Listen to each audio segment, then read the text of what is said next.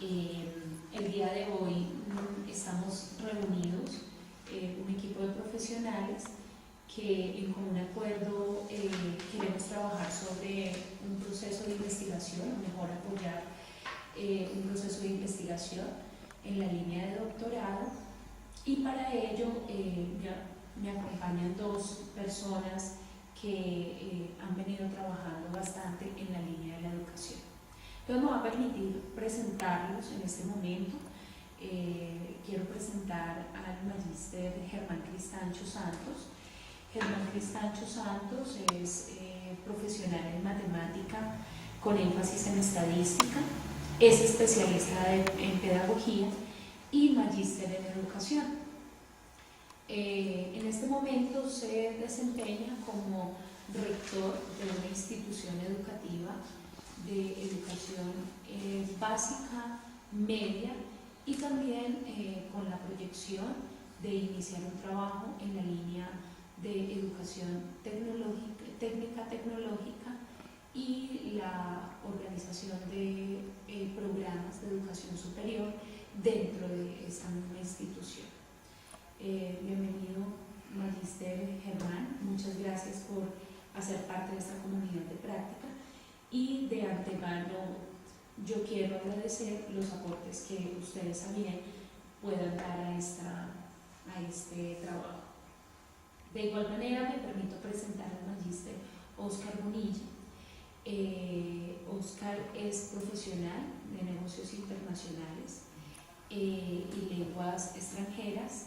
De igual manera viene trabajando como coordinador en la línea de una institución educativa en el nivel básico, medio, y también se desempeña como coordinador de una institución de educación para el trabajo y el talento humano, o el desarrollo humano, como lo llamamos en Colombia.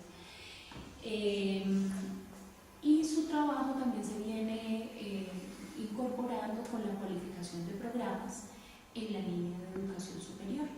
Entonces, magíster Oscar, muchas gracias por asistir y por colaborar, digamos, en esta comunidad de práctica que busca de alguna manera pues, fortalecer la investigación. Muy amable. Muchas gracias por la invitación. Bueno, en esta sesión nos proponemos dar a conocer de manera general al equipo que hace parte de la comunidad de práctica cuáles son los elementos que conforman esta investigación, hacia dónde tiende el objetivo de esta investigación, y de igual manera buscar dentro de las experiencias y dentro del fortalecimiento profesional de las dos personas que acompañan este proceso, en qué líneas van a poder apoyar el ejercicio que nos proponemos desde esta investigación. Entonces yo me voy a permitir presentar, si les parece, presentar un poco de qué se trata la investigación, presentar los objetivos, el problema de investigación, y que seguramente ustedes logren desde allí identificarse y saber y digamos aportar algunos elementos que se pueden incorporar a esta investigación. Entonces lo primero que debo comentarles es que el sentido del trabajo viene orientado a la educación rural. A nivel del departamento del Tolima, digamos la región donde nosotros vivimos, hay una extensión muy grande en la línea rural. Quizás el 80% de nuestro territorio es rural, y además hay unas condiciones de ruralidad especiales donde esa ruralidad se convierte en ruralidad dispersa.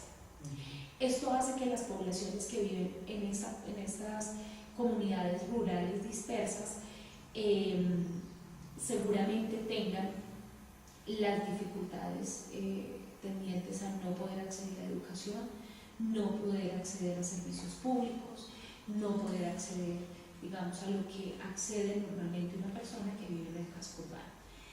A la luz de eso y con una experiencia previa en este ejercicio, entonces me propongo la investigación consolidar un modelo educativo flexible para ampliar oportunidades de formación a jóvenes y adultos en las zonas rurales del departamento del Tolima. Seguramente en el momento ustedes están viendo muy amplio esta orientación o esta mirada de investigación, pero trataré que adelante pues veamos hacia dónde se reduce el proceso. Bueno, muy bien, aquí nosotros tenemos un acercamiento pues a nivel de introducción, donde quiero mostrar por qué es importante, qué me propongo, qué estoy haciendo, qué busco con esta investigación. Entonces, un poco a nivel histórico les puedo comentar que el aprendizaje y la formación de adultos en nuestro país inicialmente fue un proceso un poco olvidado por el Estado, y el Estado se dedicó a fortalecer la formación de los niños, de los jóvenes, pero descuidó la formación de los adultos. Con el paso del tiempo, pues se vio la necesidad de que la población adulta adquiriera unas competencias específicas en la línea de la formación, inicialmente las competencias de básica primaria. Para nosotros diríamos que el primer nivel, la formación en lectoescritura y competencia de prematemática, y posterior el Estado empezó a preocuparse porque nuestros campesinos y nuestros adultos terminaran la escolaridad al menos a nivel de la primaria. Sin embargo, es muy contemporáneo y es muy de nuestros tiempos que ese objetivo se haya cumplido. Si ustedes bien recuerdan, tan solo en el gobierno anterior se pudo dar una cifra de las instituciones educativas haciendo presencia en el 100% del territorio colombiano, pero en la educación básica primaria. Posterior a ello, y a la luz del desarrollo socioeconómico de las regiones, voy a referirme específicamente a Tolima, y con una alta influencia del sector cafetero en el Tolima. Entonces, en agremiaciones como por ejemplo la Federación Nacional de Cafeteros del Tolima, la Federación Nacional y el Comité Departamental de Cafeteros del Tolima, se preocupan por incorporar procesos que de alguna manera coayuden al Estado a que no solamente el campesino y el adulto acceda a educación primaria, sino que también pueda acceder a educación básica secundaria, ¿no? Y posterior hacerlo bachiller, y creemos que en este momento estamos como en ese esfuerzo, ¿no? De que todas las personas que están en las zonas rurales tengan las oportunidades de acceder a educación en los diferentes niveles. Esto a la luz de lo que está persiguiendo no solamente el Estado en la línea socioeconómica, sino el fortalecimiento a nivel de la educación. Si ustedes bien recuerdan, la política estatal es paz, equidad, educación. Para lograr la paz, para lograr la equidad, pensaríamos nosotros que no hay otro camino que la educación. Entonces, nuestro país hasta ahora se encuentra en un estado de incorporación de modelos que permitan a la población joven, adulta, y ya les voy a hablar por qué el joven, accedan a procesos de formación. Pero resulta que un estudiante extraedad, sentado en un contexto o incorporado en un contexto educativo con personas de menores edades, pues no logra desarrollar como tal las competencias, y tampoco diríamos que podríamos ofrecer unos mismos espacios de formación para niños y para adultos al mismo tiempo. De igual manera, el adulto no está dispuesto, en cualquier lugar en que se encuentre, sea en la zona urbana, sea en los cascos municipales o sea en la zona rural, a asumir un proceso de formación regular, que implique toda una jornada, que implique todo un proceso, como fuimos formados nosotros, una jornada escolar completa, profesores allí incorporados. Ya el adulto no está dispuesto, porque el adulto ya ha incorporado nuevos elementos a su vida. Entonces es padre de familia, es estudiante, debe responder por la economía de su hogar, tiene múltiples responsabilidades. Y pensaría yo que con lo que nosotros conocemos de la realidad de nuestro campo y de nuestras zonas rurales, quizás la población joven y adulta han tenido que buscar otras opciones diferentes a estudiar para lograr la supervivencia. Teniendo en cuenta ello, entonces el Ministerio de Educación se propuso ya desde hace bastantes años, estaríamos hablando más o menos en la década de los 70 y 80, incorporar modelos educativos flexibles, ¿sí?, que permitan, inicialmente lo orientó para las zonas rurales, pero con niños que estaban en la escuela, en una educación regular, y después dijo, hay que incorporar modelos que vayan también en esa línea para el joven y para el adulto. Y hace un momento les decía, ya me voy a referir a los jóvenes. Nuestros jóvenes rurales, a muy temprana edad y por la ausencia de la escuela, especialmente en la educación secundaria y en la media, el joven se aísla de la formación y se va. Y lo que busca entonces es el sustento, ¿sí?, es trabajar, y a la luz de eso él se aísla del proceso de formación porque no encuentra otras oportunidades. Entonces estos modelos educativos flexibles buscan, uno, lograr que la persona joven o adulta no se aísle de su realidad y que pueda fortalecerse en esa realidad, que lo pueda hacer tanto asumiendo su rol de padre de familia, asumiendo su rol de estudiante, asumiendo su rol de trabajador y asumiendo los roles que él ha determinado en su vida. Adicionalmente es que cuando los jóvenes de la zona rural, muy jóvenes forman su familia. Sí. Entonces, ya para ellos la educación no es rentable, sino que tienen que trabajar para el sustento de sus muchachos. Así es, así es. Yo, digamos, quisiera referirme a una bibliografía que encontré de Murcia en el 2013, en donde ella expone en su investigación que las poblaciones rurales están apartándose del contexto rural para buscar los cascos urbanos. Entonces nuestro país en los años 30, años 40, años 50 fue el 80% rural y la población estaba concentrada en el campo y la mayoría, digamos, desarrollaba actividades agropecuarias. Ahora está sucediendo el fenómeno contrario. Todas las poblaciones rurales están buscando llegar a la capital por mejores oportunidades, y también en su investigación ella implica un elemento fundamental. Mientras un profesional, mientras una persona que asume un trabajo de labores generales, en fin, en la ciudad tiene un estándar de nivel salarial, la persona del campo, digamos, con la misma competencia, percibe alrededor del 50 o 60% de lo que devenga la persona en la ciudad, y ella lo muestra a nivel de su investigación.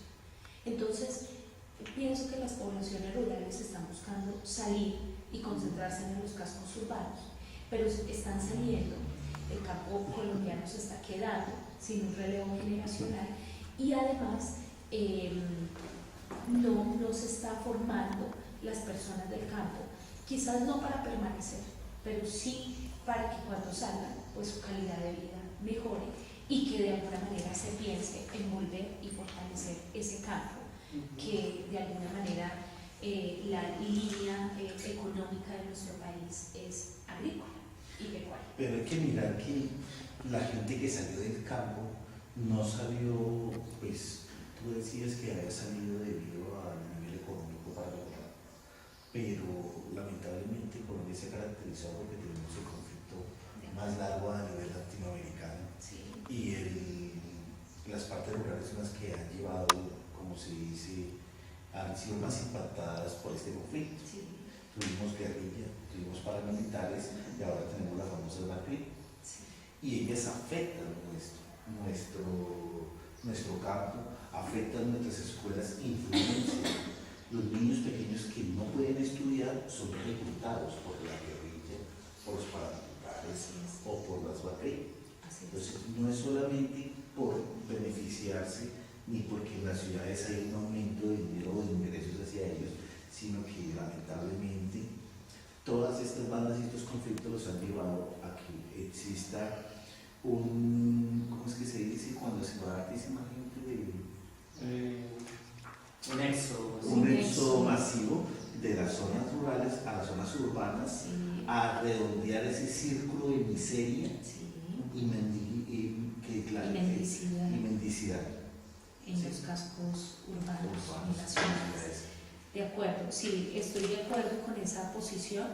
De hecho, en algunos elementos de la justificación de este documento, toco y de alguna manera muestro cómo el conflicto armado en el campo pues, ha hecho que suceda lo que acaba de describir el profesional Germán.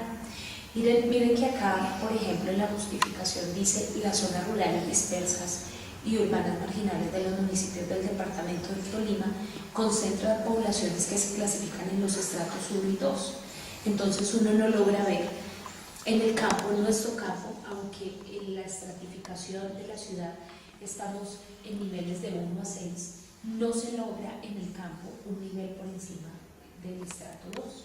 Y dicen que el documento COMPES del 2005, que es el que designa, digamos, recursos para impactar determinadas poblaciones o determinadas líneas de acción estatal, entonces manifiesta que en una condición de bajo está el 23,3% de nuestra población rural del departamento.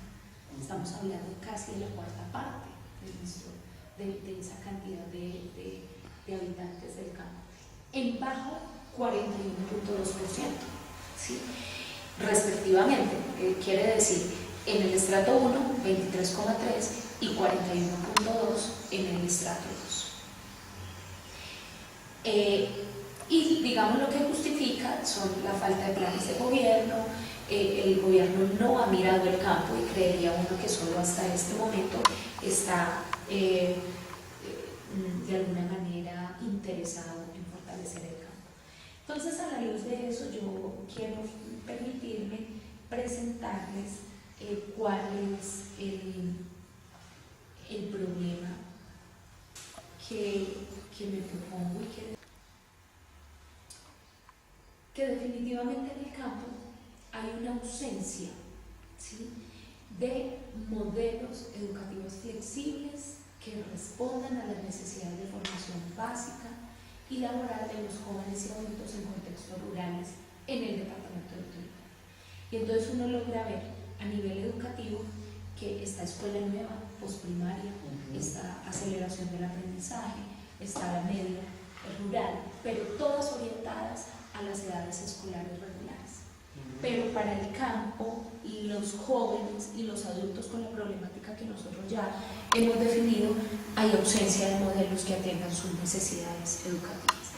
Entonces, yo me propongo y quiero impactar, digamos, con los siguientes objetivos que especifican lo siguiente. Mi primer objetivo, detectar las necesidades de formación de los jóvenes y adultos pobladores de las zonas rurales del departamento del Tolima. Segundo objetivo, construir los elementos teóricos, metodológicos y los recursos del modelo educativo flexible. Tercer objetivo, realizar una prueba piloto sobre la implementación del modelo educativo en zonas rurales dispersas del departamento del Tolima. El cuarto objetivo, evaluar los resultados de la implementación del modelo educativo flexible a jóvenes y adultos de las zonas rurales dispersas, para buscar qué resultados se obtienen a la luz de esta implementación.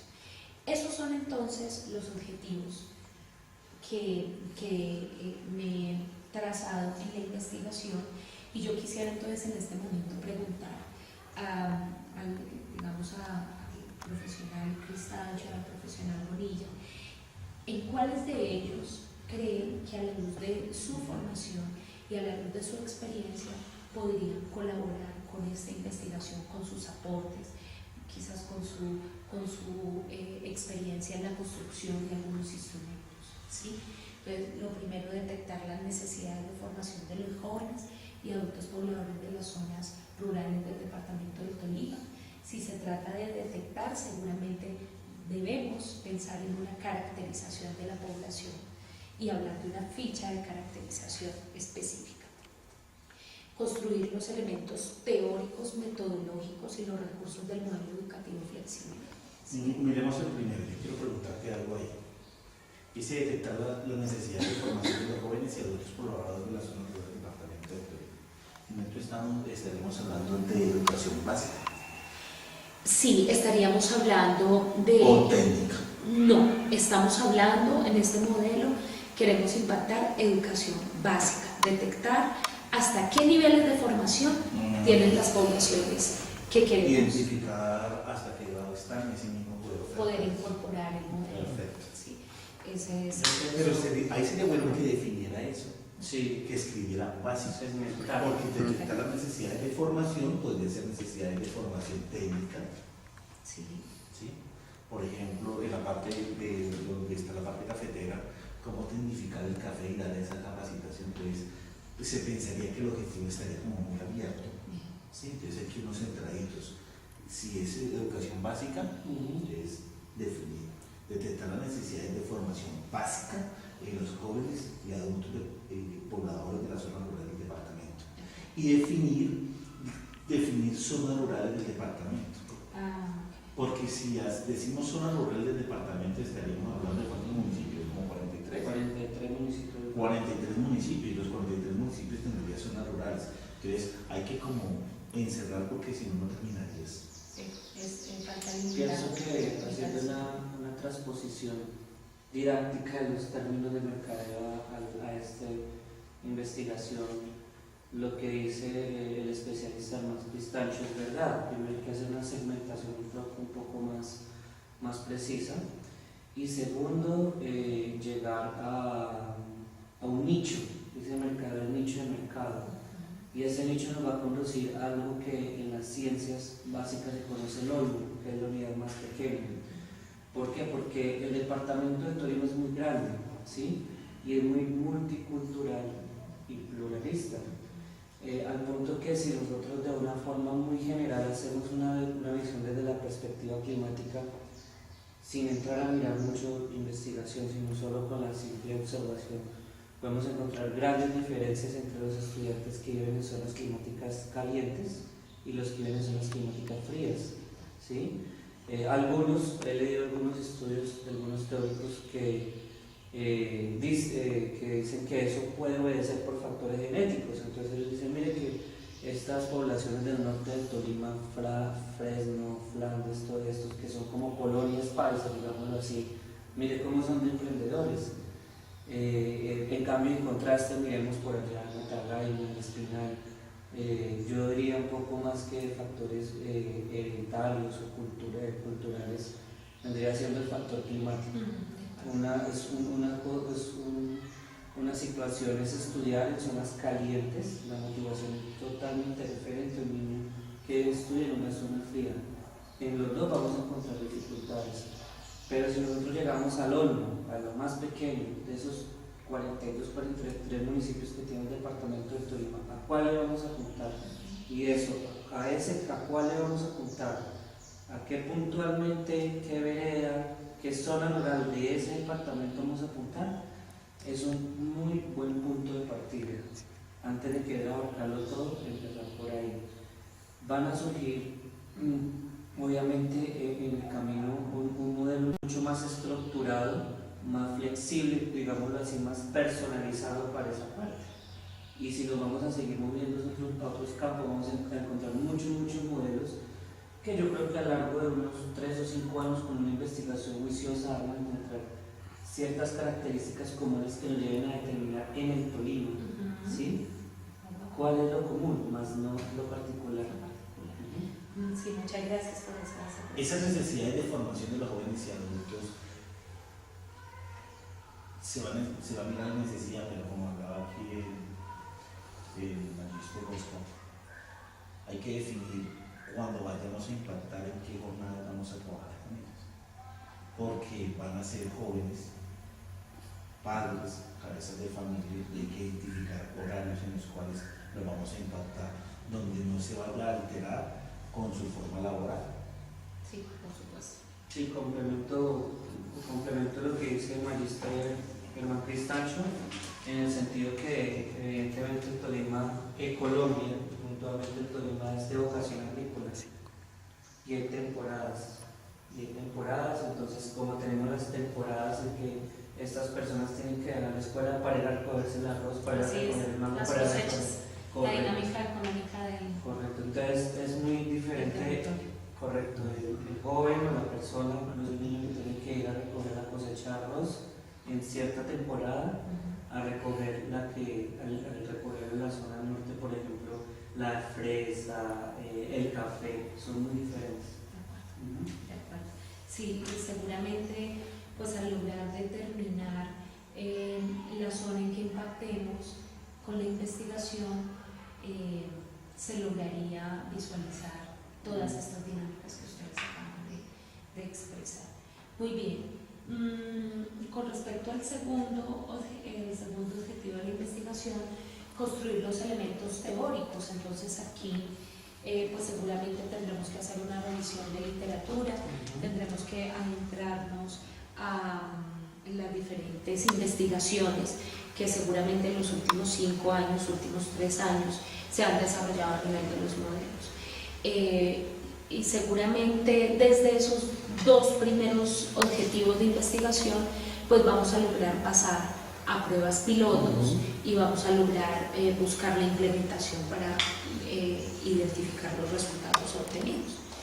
Entonces, para finalizar esta sesión, yo quisiera preguntar a ustedes con cuál objetivo o con qué línea de acción podrían ustedes coayudar con esta investigación.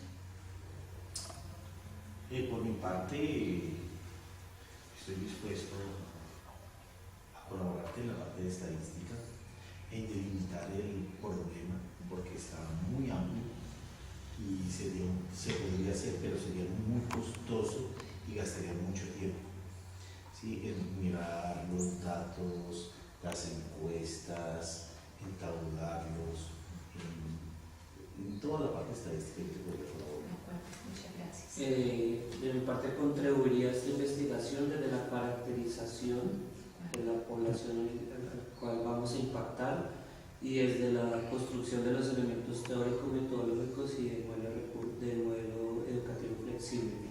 Más allá de la parte teórica que se expresa en el estado del arte, más allá de eso, lo que es la parte didáctica que se refleja en la metodología y en consecuencia los recursos de los modelos. De acuerdo.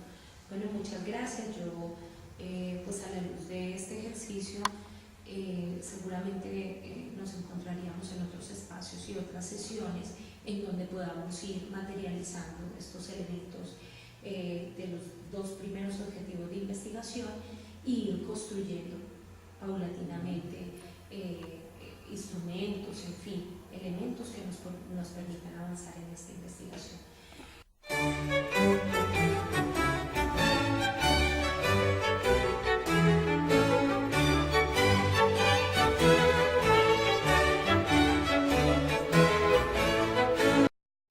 Cómo ha venido transformándose la educación a nivel del campo en nuestro país y cómo ha venido evolucionando ese proceso.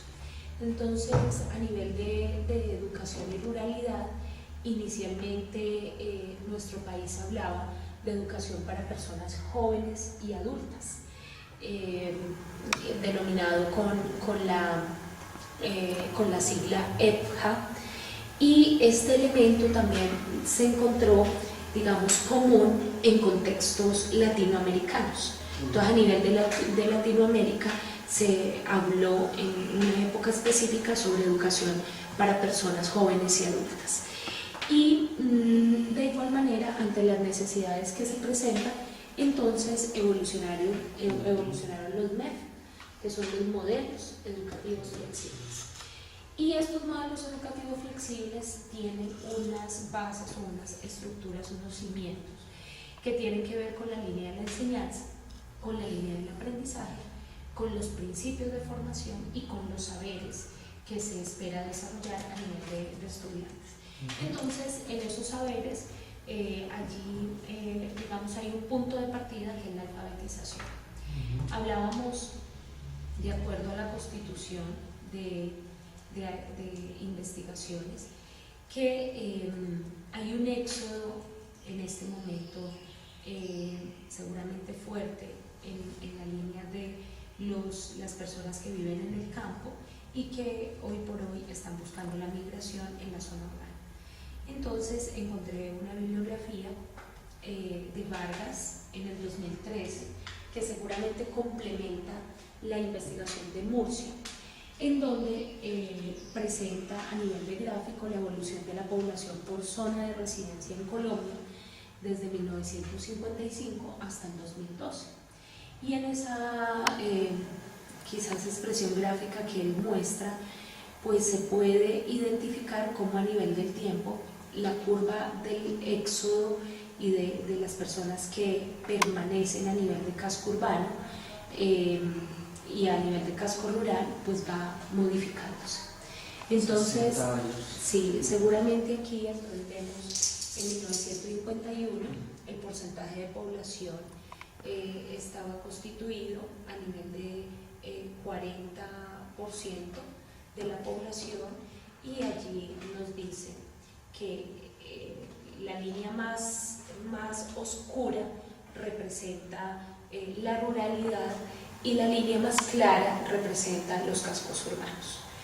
Entonces, en 1951, si ustedes se dan cuenta, teníamos 40% en las zonas de cabeceras urbanas y un 60% definitivamente posicionado en territorios rurales.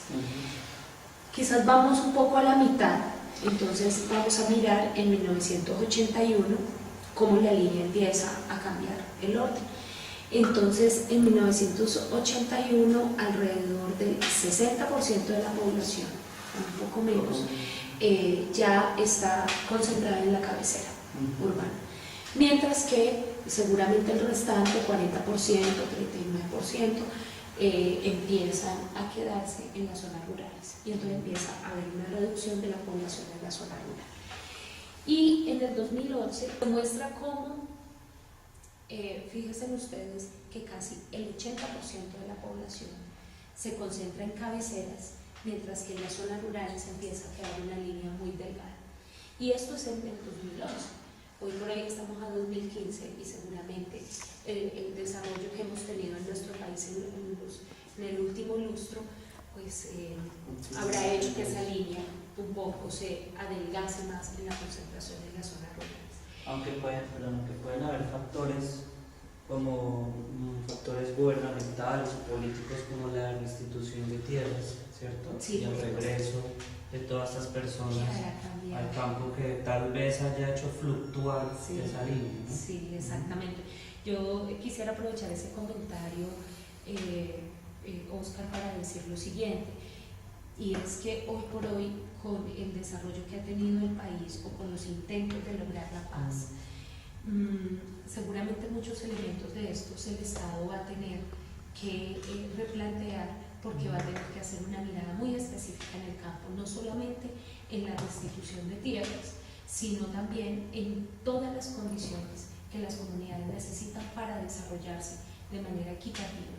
Y en una de nuestras sesiones hablamos un poco de la política estatal, y entonces que de manera equitativa las poblaciones de las zonas rurales tengan exactamente las mismas oportunidades que tienen las personas en el campo, y eso impacta la educación, impacta el desarrollo económico, impacta las políticas del gobierno. Por supuesto, sí, el desarrollo de infraestructura, de las vías de acceso, la evolución agrícola, porque si esta evolución no se genera, la gente, por más que se restituyan las tierras, seguramente no va a volver al campo. Yo quiero hacer un aporte ahí. Vean, si no existe un compromiso gubernamental hacia el campo, en el cual ellos pueden hacer carreteras, ellos pueden brindarle, tecnificar, ellos pueden brindarle todo lo que esté a su alcance al campo, pero si ellos no protegen los productos del campo con el TLC, todos esos esfuerzos van a ser perdidos. ¿Por qué? Porque en este momento es mucho más fácil comprar usted un ajo importado, sale más barato que comprar uno que está haciendo campesino. Sí, de acuerdo. Entonces, nosotros podemos darle educación, podemos darle todo, pero si no existe un compromiso gubernamental de proteger nuestro campo, proteger a nuestros campesinos y más proteger todo lo que ellos cultivan y que nos están brindando, no vamos a poder. Eso sí hay que analizarlo. Yo pienso que un primer paso es la educación, ¿sí? Cuando nosotros formamos a estos jóvenes, a estas personas, no solamente desde lo básico, sino en competencias laborales, ellos van a empezar a crear estrategias de innovación, ¿sí? Estrategias de innovación que los van a llevar a ser diferenciadores de sus productos frente a los que les importan, y por ende eso le va a dar ventajas competitivas a las personas. La manera en que el gobierno protege y salvaguarda la producción nacional es a través de, o sea, frente a los productos extranjeros, es a través de los impuestos, ¿sí? Y eso por organismos internacionales pues tiene que estar regulado. Pero yo pienso que la gente del campo, de las zonas rurales, tienen muchos conocimientos que no se han explorado, que nosotros de acá de la ciudad o los grandes empresarios no están explorados, y que ellos lo saben y no lo logran transmitir, ¿sí? Pero la clave está en la educación, formarlos a ellos, formarlos y entrar allá a través de proyectos productivos. Eso requiere el fortalecimiento de las competencias laborales, que a través de proyectos productivos, a través de programas, o sea, a través de instituciones como el SENA, se empiezan a apoyar esos proyectos productivos, esas innovaciones, ¿sí? Que esas cositas que ellos saben allá, que nosotros no las conocemos y que el mundo no las conoce, pueden representar una ventaja competitiva. Obviamente esta parte de la educación también tiene que estar enfocada a la formación actitudinal de la persona, ¿sí? Para que no vea qué pereza sentarme a escribir de cómo es mi método de producción de papa, por ejemplo. ¿Cómo es mi método de qué pereza, ¿no? Yo para eso no, yo lo hago así, si quiere usted escríbalo ya. Eso implica una formación, más que educar en el conocimiento, es la formación en la parte actitudinal. Eso no se logra a corto plazo y estamos en la era del conocimiento, ahorita ya no nos regimos tanto, las dinámicas del mercado ya no se rige tanto por la oferta y la demanda, sino por cuánto conocimiento aporta la persona o cuánto conocimiento se aporta para que esa demanda y esa oferta se fortalezcan. Es cierto. Y aprovecharía el comentario de ambos para manifestar que seguramente un modelo educativo flexible pensado para impactar las necesidades de las poblaciones rurales, específicamente jóvenes y adultos, en el ámbito de formación, no lograría el impacto que se quiere si el Estado no incorpora políticas no solamente en la línea de educación, sino del desarrollo mismo del campo, ¿sí? En lo socioeconómico, en la paz, en las oportunidades, en la manera como el Estado y todos los colombianos reconocemos la labor de quien está en el campo y cómo esa labor también se tecnifica, porque hoy por hoy nuestro campesino es muy manual todavía, y los diferentes gremios, por ejemplo el gremio cafetero, pues ha invertido bastante en tecnología para tecnificar la producción, ¿sí? Nuestra topografía rural y otras condiciones pues no logran toda la implementación tecnológica, pero esa tecnología no se lograría apropiar y adaptar al contexto del campo si no hay educación, ¿sí? Quizás el centro tendría que ser la educación y coincido con esos elementos que ustedes acaban de exponer. Hay una estimación de migración. Esta estimación de migración hace parte del censo DANI del 2005, porque si ustedes recuerdan, este fue el último censo nacional que tuvimos a nivel de Colombia. Sin embargo, es importante referir el censo agropecuario que hizo el Estado durante el 2014 y el 2015. Y en eso pienso que hay avances de que ya el Estado diga no voy a censar la población nacional, sino que voy a centrar, conocerla, y conocer cómo en este momento está definitivamente conformado el campo nuestro y las zonas rurales. Pero en esta estimación yo quisiera mostrarles que las estimaciones de migración desde 1985 al 2005 y las proyecciones del 2005 al 2020 a nivel nacional y departamental, entonces yo me permití recoger la planilla y la estadística que tiene que ver con en nuestro departamento Tolima. Y a nivel de Tolima vemos que entre el lustro 1990 y 1995 veíamos cómo la migración empieza a fortalecerse en las edades jóvenes. Cuando entramos a la adolescencia, digamos mucho más mujeres que hombres, ¿sí? Pero casi en un rango igualitario, y en la edad adulta temprana, ¿sí? Entonces 15 a 19, 20 a 24, 25 a 29, fíjense cómo las cifras empiezan a aumentar cuando la edad está allí concentrada. Pero se conserva, para este lustro, se conserva los adultos mayores. Y la evolución y el éxodo de la población adulta mayor a la ciudad es menor. De igual manera, antes de que la pases, vea, hay un dato que lo acabo de ver y que es total, que hay que tenerlo en cuenta. Mira, si miramos, por ejemplo, de 1990 a 1995, tú miras que suban intervalos de 0 a 4, si los miramos, los hombres, ahí siempre va a ser el dato inferior al de las mujeres, excepto en el dato de los 80 y más. Ajá. Bien. Entonces, cuando miramos en los 80 y más, nos damos cuenta que los hombres son los que van más a la ciudad que las mujeres. Habría que identificar ahí si es porque las mujeres Solamente en ese rango. Solamente en ese rango. Son más los hombres que migran a una ciudad que las mujeres. De acuerdo. Sí, hay una situación interesante.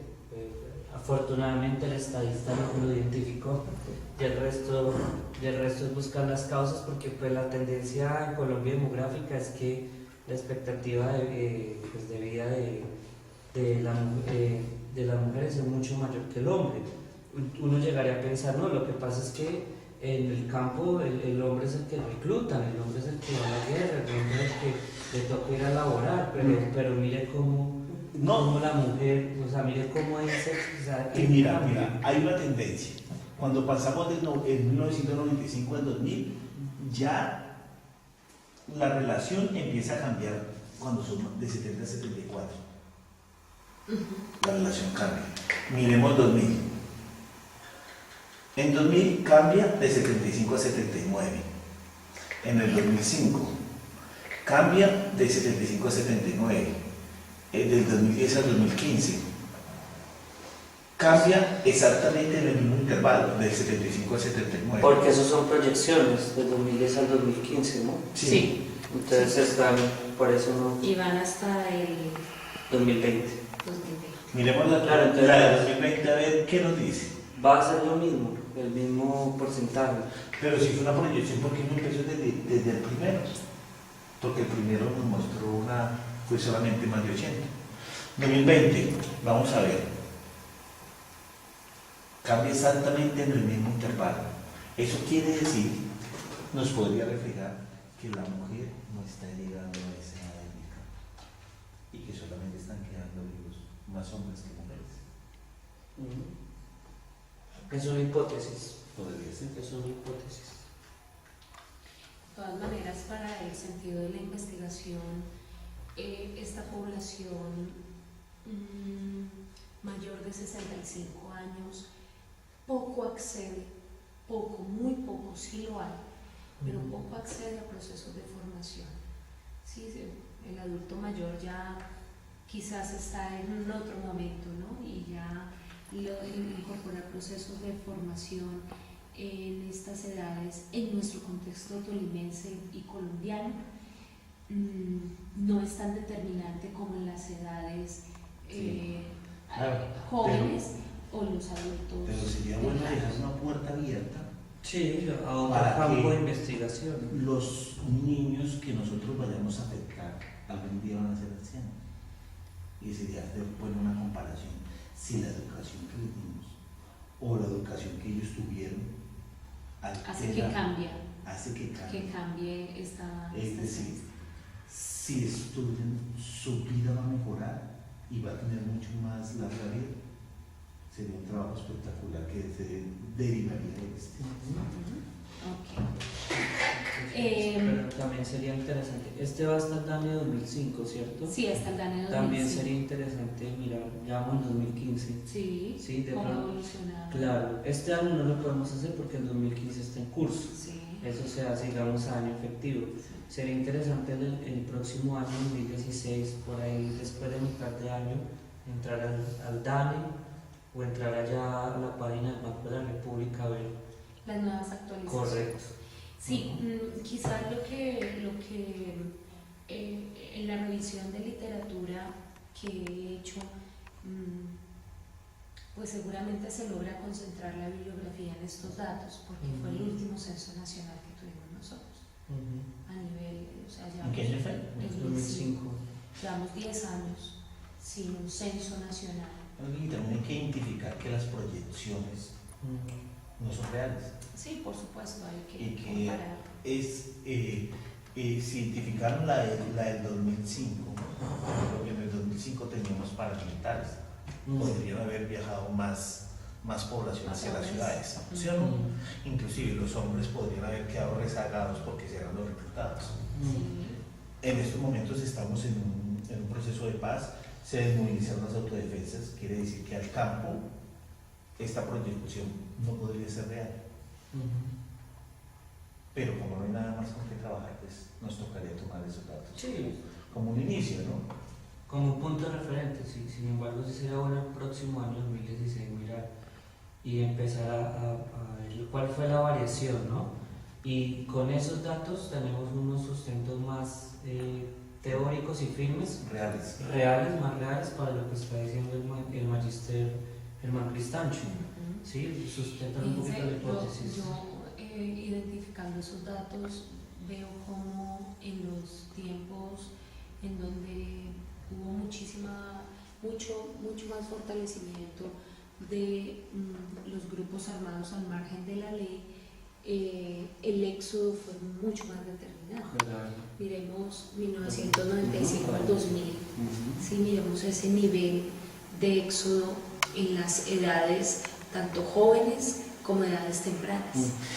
Pero por eso es que gana el de las mujeres, porque las mujeres son las reclutadas, por eso el éxodo era mayor de las mujeres. Sí, pero la mujer, digamos, no logra hacer la discusión y seguramente no tenemos elementos teóricos para sustentarlo, pero la mujer tiene bastante implicación en el conflicto armado. Claro.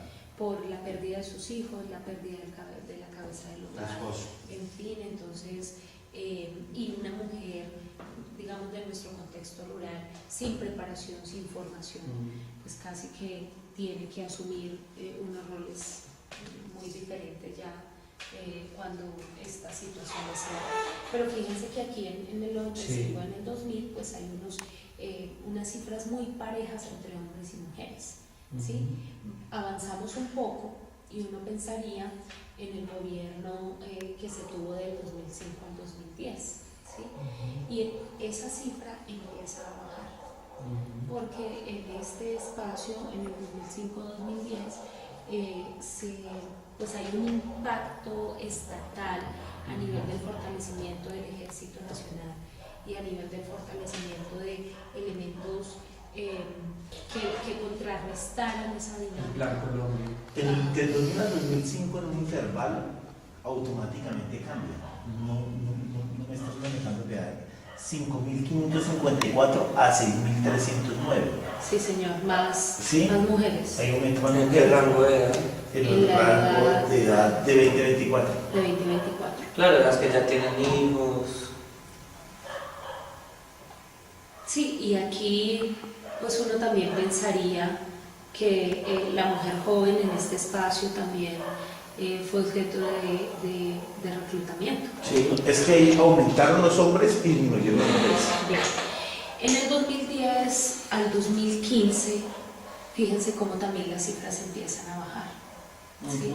Y cómo un poco esta proyección coincide con con la transformación que se viene dando a nivel nacional, con la recuperación de las tierras, con los pactos de paz, con, digamos, todos estos elementos que tienen que ver con la población, ¿no? Y pues a 2020, entre 2015 y 2020, la proyección que se tiene aquí solamente no es muy representativo el cambio, ¿no? Fíjense los porcentajes. En 1990 y 95, 41% de la población, después un promedio de 39% de 1995 al 2000, y venimos acá y pasamos de un 39%, un 38% a un 27%. ¿Sí? Seguramente con esa mirada que hoy se tiene del campo habría una coincidencia entre esa proyección y las realidades que estamos viviendo. Yo me atrevería a formular una hipótesis, y es que estos días de calor que han producido sequías y todo eso puede provocar una tendencia, es el aumentar el flujo de desplazamiento de la población rural Por supuesto. a la zona urbana. Sí. Esa proyección 2015-2020 puede que cambie un poco. Bien, además, seguramente no logramos en este lustro 2010-2015 que estas poblaciones rurales estuviesen lo suficientemente formadas para cuando se trasladen en migre, pues tengan competencias para poder acceder a oportunidades que hay en el casco urbano. Entonces, cuando llegan a las zonas pobladas, en esas zonas pues empieza a engrosar la línea de la población, exacto, de población vulnerable, en marginalidad, en fin, que responde un poco a esas dinámicas. Muy bien, hay un siguiente elemento que es la organización de los modelos flexibles en Colombia, que esperaría entrar en detalle en el siguiente encuentro que nosotros logremos pactar, y que se espera a la luz de este recorrido, pues que ya logremos desde las diferentes miradas empezar a incorporar instrumentos y empezar a incorporar construcción de algunos elementos que coayuden al desarrollo de esta investigación. Quedo igualmente a la luz de lo que ustedes me han manifestado a nivel de correo, comprometida con enviar los avances en la revisión de literatura, la incorporación de las preguntas que se hicieron en sesiones anteriores sobre cómo logramos redefinir y limitar el objetivo de la investigación, y me encuentro trabajando en ese proceso. Bueno, muchas gracias por este encuentro y daremos continuidad a este ejercicio que hemos convenido en un siguiente encuentro. Muchas gracias. Muchas gracias.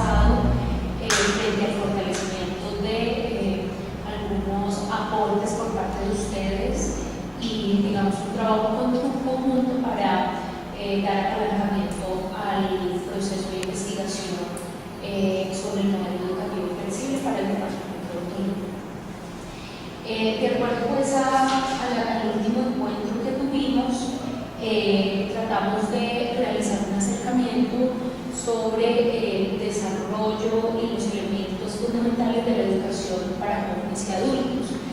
El día de hoy, a la luz de los avances que nos hemos propuesto, pues vamos a hablar un poco de lo que tiene que ver los modelos educativos flexibles y su incidencia en el desarrollo de la formación y de la educación, en este caso, de los jóvenes y adultos de las zonas rurales en el departamento del Tolima. Quisiera, pues, inicialmente enmarcar que Oscar me ha solicitado conocer cuáles son los elementos teóricos que me están sustentando o que he encontrado a través de la literatura frente al tema de los modelos educativos flexibles. Entonces, yo quisiera en este espacio presentar, pues, cuáles son las referencias que hemos venido o que he venido encontrando y que seguramente, pues, a la luz de ello se puedan evaluar estas referencias o generar unos nuevos aportes. Entonces, en el ámbito de los modelos educativos flexibles, pues hay una definición que el Ministerio de Educación Nacional en el 2010 generó, y es importante hacer un comentario frente a este año 2010, y es que los modelos educativos flexibles en Colombia existen hace alrededor de 3 décadas atrás. Sin embargo, en el 2010 el Ministerio se propuso realizar la cualificación de los modelos educativos flexibles, por lo cual, pues, esto ha implicado que el Ministerio deba definir y deba tener principios y deba tener objetivos y deba tener toda una estructura que fundamenta los modelos educativos flexibles. Entonces, la luz de la definición del Ministerio manifiesta que los modelos educativos flexibles, también conocidos como MEF, son alternativas pedagógicas que permiten atender a poblaciones diversas o en condiciones de vulnerabilidad. Se caracterizan por contar con una propuesta pedagógica, metodológica y didáctica coherente entre sí y con las necesidades de la población a la que está dirigida. Aquí hago un pare para decir que en esta última frase, y con las necesidades de la población a la que está dirigida, es importante identificar las características del contexto en el que se encuentran las poblaciones que se quieren atender a través de un modelo educativo flexible. Cuentan con procesos de gestión, administración, capacitación y seguimiento definidos, además de materiales didácticos que responden a las posturas teóricas que los orientan. Y entonces, cuando el Ministerio se refiere a materiales didácticos, está hablando de una canasta educativa que acompaña el proceso pedagógico. O sea que para estos modelos no solamente es necesario el desarrollo de una tutoría o de un encuentro presencial entre el maestro o entre el tutor o entre el docente y los estudiantes, sino también deben incorporarse algunos materiales, tanto físicos, digitales, en fin, que complementen y coayuden al desarrollo de las competencias con esta alternativa de los modelos flexibles. Como podemos ver, pues allí el Ministerio en el 2010 genera esta definición, y esta definición quizás en esta investigación es tomada como una definición básica.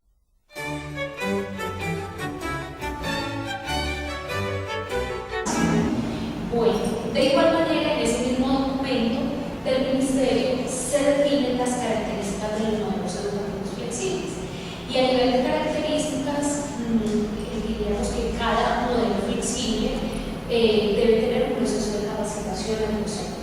No es lo mismo generar un proceso de formación a través de la educación regular a un proceso de formación a través de un modelo educativo flexible. Y de pronto, para rescatar, empecemos porque estos modelos se ajustan a las condiciones de la población que se atiende, así que si estas poblaciones laboran, son padres, madres, no habrá una escolaridad regular, y eso implica que seguramente 2 veces a la semana o en las noches o en los fines de semana haya el encuentro para socializar los saberes, pero el resto del tiempo el estudiante debe apoyarse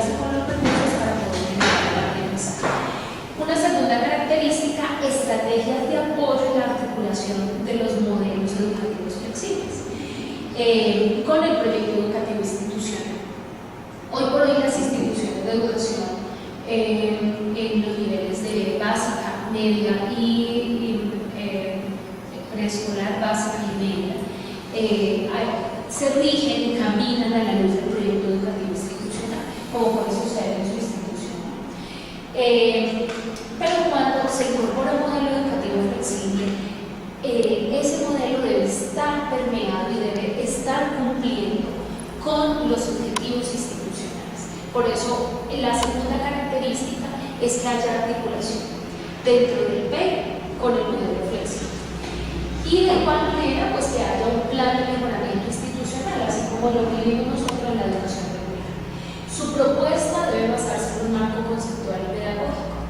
Esto implica una teoría que soporta y que da de alguna manera la fortaleza de una investigación a nivel de transporte pedagógico y que da cuenta que esta mirada pedagógica o esta mirada teórica pues permite el desarrollo de competencias, permite la formación de los estudiantes de manera integral. Contar con materiales de apoyo, y allí muestran algunos libros, guías, módulos, plantillas, también elementos a nivel digital, ¿sí? Especialmente y hoy por hoy estos modelos están apoyando bastante la educación virtual, ¿sí?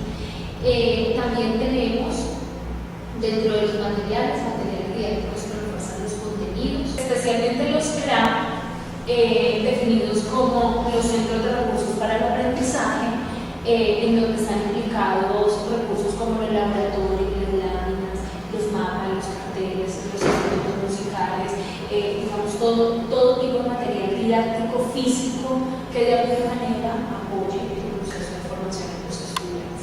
Implementos deportivos también, las bibliotecas de aula, y en el contexto de los modelos educativos flexibles, las bibliotecas generalmente son como bibliobancos, ¿no? Que son tanto textos que más que libros de consulta son textos que les permiten a los chicos ir desarrollando algunas actividades propuestas en ellos, sí, como talleres, y estos libros o este material bibliográfico generalmente integrales, no está dividido para los modelos educativos flexibles, no está dividido por cada una de las áreas que nosotros manejamos en la educación regular, sino están integradas las áreas. Bueno, todo tipo de recursos técnicos, ¿sí? Entonces vemos cómo en esa cuarta característica están todos los materiales de apoyo pedagógico. Tanto digitales como visuales. Así es. En el quinto, entonces, otra característica, deben dirigirse a una población específica.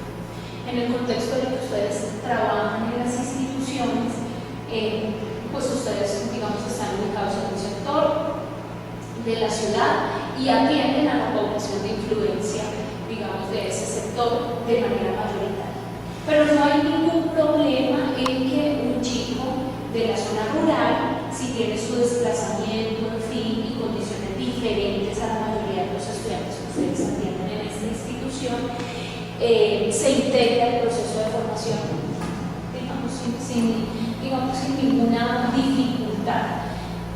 En los modelos educativos flexibles sí debe estar definida la población, las necesidades de esa población, porque ese modelo debe ajustarse a solucionar problemas de esas comunidades, ¿no?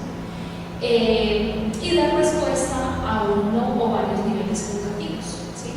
Generalmente las instituciones que usan los modelos de manera histórica primero atendieron la educación primaria con un modelo, ustedes conocen, es colombiano y es el modelo escuela nueva, ¿sí? Posterior evoluciona a telesecundaria. De telesecundaria, de telesecundaria que era un modelo apoyado a nivel de los medios audiovisuales, entonces pasa a ser postprimaria, que es una prolongación de la escuela nueva. Después, educación media rural, ¿sí? Y ahora se conoce solamente como, inicialmente fue MEMA, ¿sí? Y ahora es educación media rural. Entonces, en esos niveles debe estar muy definido qué clase de población es que se va a atender y cuáles son las particularidades de esa población. Por supuesto, por ser una propuesta didáctica, los modelos deben soportar una estructura curricular de tal manera que permita el alcance y la transversalidad de las diferentes áreas fundamentales contempladas en nuestra Ley General de Educación, la Ley 115 del 94. La séptima característica del modelo es que debe ser replicable en diferentes regiones, lo que implica, si vamos al objetivo de esta investigación, diseñar un modelo que responda a las necesidades de la población rural en el departamento del Tolima, con unas características especiales de esta población rural. ¿Sí? Si tuviésemos un contexto con características similares, este modelo debe tener la propiedad de responder de manera igual en un contexto con características similares. Entonces, por eso debe ser replicable en otras regiones. No vale la pena destacar que no sería replicable si estamos hablando de población rural, formación de población rural y un modelo ajustado a la población rural dispersa del departamento del Tolima y querer llevar ese modelo a una población indígena. No, porque las características ya no guardan similitudes. Para esta comunidad seguramente tenemos que tener otros elementos. Y en relación a lo que hablábamos en la sesión anterior, de mirar allá cuál es lo fundamental, que es lo particular en esa cultura, el OSNI, ¿no? Sí. La parte más básica solo para ese sector y el modelo de estos culturales. Así es, y hacen parte de una de sus características, ¿no? Sí. Sin control en contraposición del marco legal de la educación que recordamos, el 115 1994. Pues sí, ellos están dando lineamientos y a partir de esos lineamientos, cómo los ajustamos a las características específicas de ese nicho. Sí. Bueno, la siguiente característica, contar con procesos de acompañamiento y asistencia técnica permanente.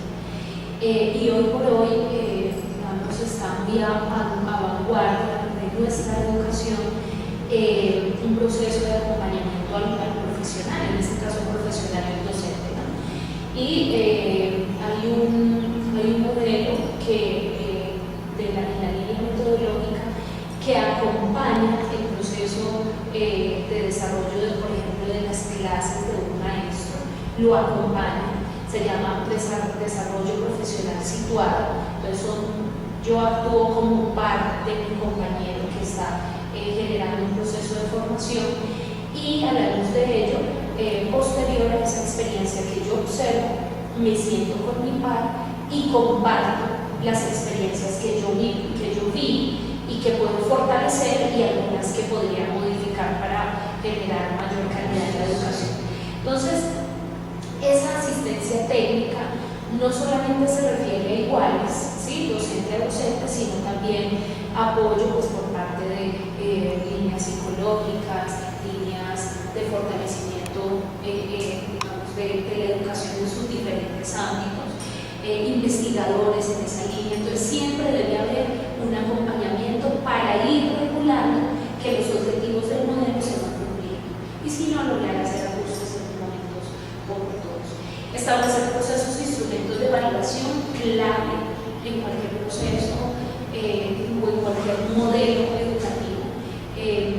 Yo quisiera destacar que dentro de todas estas características pudiese cumplirse hasta la octava de manera muy bien, pero si vamos a la novena, yo pienso que allí es donde se consolida el éxito de un modelo en la evaluación, porque en esta evaluación es donde logramos ver los resultados que alcanzan los estudiantes para ese proceso.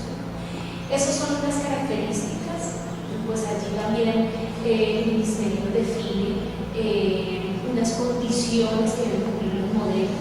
Entonces son unas condiciones culturales, unas condiciones geográficas y cuando habla de las condiciones geográficas tiene referencia al acceso y a la movilidad, especialmente en las zonas rurales. Cuando habla de condiciones etarias, entonces manifiesta niveles modelos podrán ser usados para poblaciones en extraedad o adultos, ¿sí? Y condiciones físicas y cognitivas que requieran una atención especial, como por ejemplo, qué sé yo, necesidades educativas básicas. Muy bien. Aquí ya ustedes encuentran unos apoyos teóricos desde el constructivismo, desde la mirada de Piaget, Infante y Letelier en el 2005. Este fue citado por Puig, en donde manifiesta que la exigencia de oferta de la educación de personas jóvenes y adultas debe ser flexible y responder a las diversas necesidades del aprendizaje. Y si nosotros recordamos un poco la mirada constructivista, pues ella, el centro es el desarrollo del conocimiento con el contacto social, ¿no?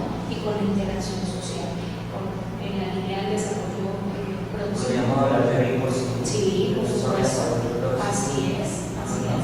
Entonces, aquí hay algunos elementos que sustentan teóricamente las líneas pedagógicas de los modelos educativos flexibles.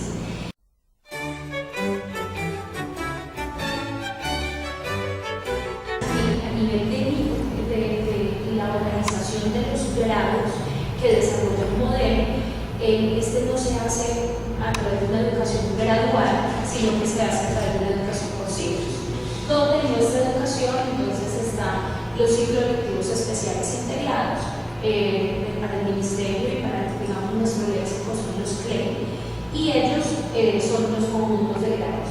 Entonces el CLE 1 desarrolla las competencias de primero, segundo y tercer grado, el CLE 2 de cuarto y quinto, el CLE 3 de sexto séptimo, el CLE 4 octavo noveno, el CLE 5 décimo y el CLE 6 grado o décimo. Entonces los modelos flexibles para la línea de adultos y de jóvenes en esta edad se desarrollan a través de los CLE.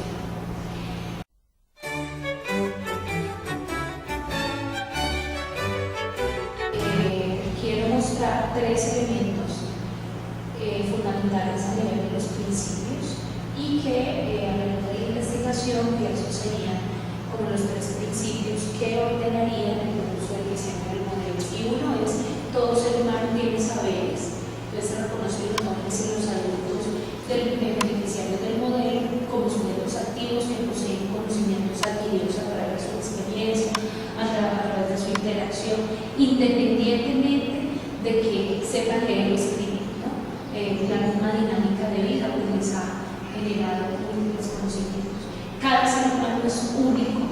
El modelo defiende el desarrollo humano de cada uno de los estudiantes, tanto joven como adulto tienen características particulares, capacidades y potencialidades diferentes, y la flexibilidad en los modelos estaría mediada por las relaciones propias de cada uno de los estudiantes en medios culturales, sociales y laborales. Y un tercer principio para el modelo que se espera diseñar, el principio de aprendo con el otro, o la educación en colaboración, o el aprendizaje colaborativo. Entonces, todos necesitamos de otros para aprender y volvemos nuevamente vigorosos. Y estas relaciones se construyen en cada una de las personas con la participación y digamos, el componente social que pueda generar esa interacción, ¿no? Esos, digamos, serían como los tres principios. Aquí pues hay una tabla de aprendizajes básicos y permanentes. Este es un documento que viene dado por la Comisión Europea, ¿sí? A nivel de los modelos educativos, y entonces digamos, a nivel mundial se está hablando de que estos modelos deben desarrollar competencias en la comunicación de la lengua materna, conocimientos matemáticos, científicos y tecnológicos, aprender a aprender. Entonces dicen ahí, está el saber, está la comunicación, está aprender a aprender. Entonces el saber convivir, sociales y cívicas, estas son, perdónenme, y el entretenimiento y la conciencia y la expresión cultural. ¿Sí? Entonces, este es un informe de la Comisión Europea que seguramente nos da algunos elementos. Muy bien. Luego están los colegios de distritales que trabajan por ciclos y precisamente ellos se rigen por eso. Sí. No son asignos un currículo con asignaturas, sino con este tipo de aprendizajes básicos. Toman este modelo de la Comisión Europea, lo adaptan, ¿cierto?, a la necesidad particular de ese colegio distrital, y de allí parte todo. Exactamente los ciclos que anteriormente estábamos claros cuando yo lo manejo. O sea, estos son aprendizajes básicos permanentes. Correcto. Y hay muchos teóricos de la NOF, aporta eso, ¿no? Entre otros autores contemporáneos, otros escritores contemporáneos que vienen a complementar todo esto. Sí.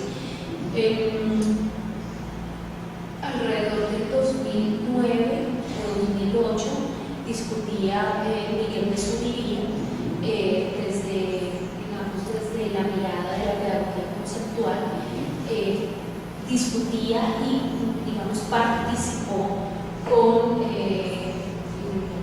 la Secretaría Distrital de Educación en la consolidación de esa educación por ciclos. ¿Sí? Y efectivamente creo que la experiencia que tiene Colombia en estas dinámicas es importante. Sí. ¿Sí? Directamente en poblaciones capitales, ¿no? Poblaciones. Sí, en la parte distrital. Sí, digamos ya en un aspecto más práctico, cuando esos niños que están en el colegio por ciclos y se desplazan a otros departamentos de Colombia, encuentran, por ejemplo, asignaturas. Sí, así es. Entonces los niños lo primero que dicen, ¿y tú en qué ciclo vas? ¿Ciclo? No, para eso tenemos matemáticas, castellano, inglés. Es que yo voy al ciclo 3. Ciclo 3 viene siendo como un segundo y tercero. Así es. Muy bien. Estos son algunos componentes estructurales del modelo Escuela Nueva. Pues allí está, digamos, traté de organizar la Fuentes de Elaboración Colombia, traté de organizar unos elementos en la línea curricular, que es lo que usa el modelo de Escuela Nueva, en lo curricular, en la capacitación y seguimiento del modelo, cuáles, digamos, son sus ejes, la cualificación docente, como lo veíamos allá en el modelo, como primera característica, y la conformación de círculos de calidad que para la Escuela Nueva son llamados microcentros. A nivel comunitario, la participación de la familia y la comunidad en actividades escolares y la revitalización de la cultura local. Y a nivel administrativo, la modificación del rol administrativo como asesor y el fortalecimiento a nivel de la producción. Y así sucesivamente, ustedes vieron en el documento que revisaron que cada uno de los modelos que ha impactado en el contexto colombiano pues tiene de alguna manera un diagrama que explica su estructura, ¿no? Entonces, pues hasta aquí entraría yo un poco a exponerles cuáles han sido los fundamentos que he usado para esta investigación y les agradecería los aportes que ustedes puedan hacer a ello.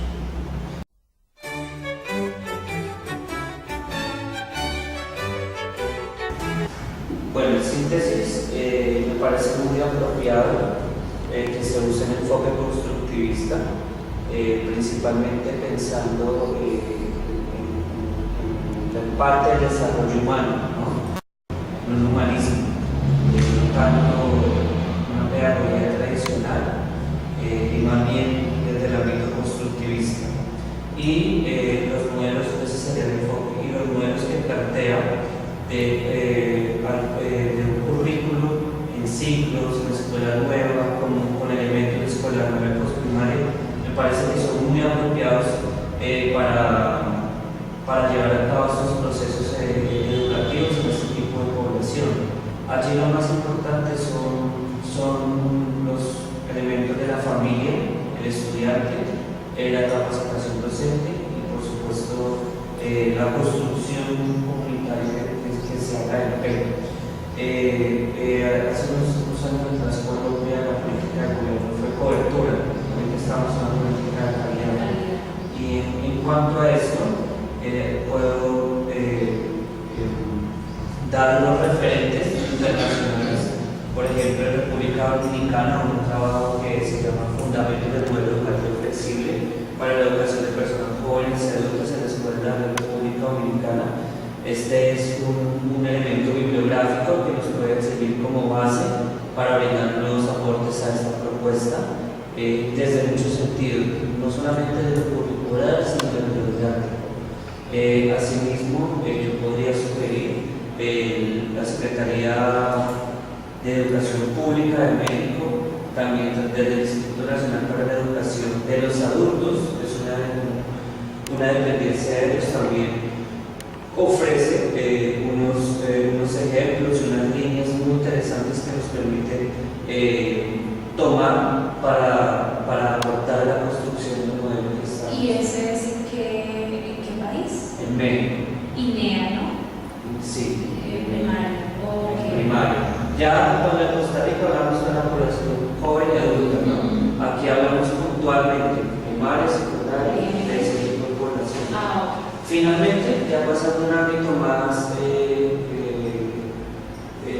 internacional, de convenios, de acuerdos, sugiero que mires el Centro de Cooperación Regional para la Educación de los Adultos en América Latina, que también nos brinda unos elementos muy importantes en cuanto a cómo podemos construir este tipo de programas, pero desde lo virtual, ¿no? Hablábamos de la teleeducación y ahorita la encuesta nos puede brindar algunos elementos para la parte virtual. Bueno, muchas gracias. Digamos, de esas tres referencias, la única que me había acercado dentro de la línea bibliográfica es la de INEA, sí, pero es necesario, sí, seguramente profundizar en esa razón bibliográfica. Bueno, muy bien, entonces nos proponemos